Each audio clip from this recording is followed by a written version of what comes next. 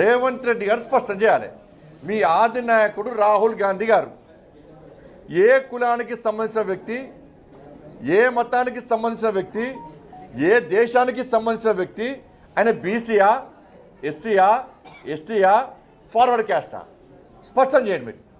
వాళ్ళ నాన్న ఫిరోజ్ ఖాన్ గాంధీ, వాళ్ళ తాత రాహుల్ గాంధీ గారి తాత ఫిరోజ్ ఖాన్ గాంధీ, వాళ్ళ అమ్మ ఆయన ముస్లిం, వాళ్ళ అమ్మ సోనియా గాంధీ క్రైస్తవురాలు, దాంతోపాటు ఇటలీ దేశస్తురాలు.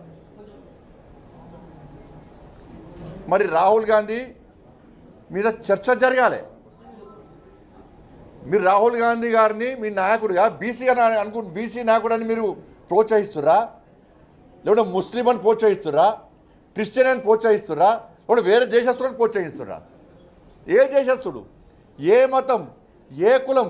కులం లేదు అనకు, మతం లేదు, ఓ జాతి లేదు, ఒక దేశం లేదు. చర్చ జరగాలి, దాని మీద చర్చ జరగాలి.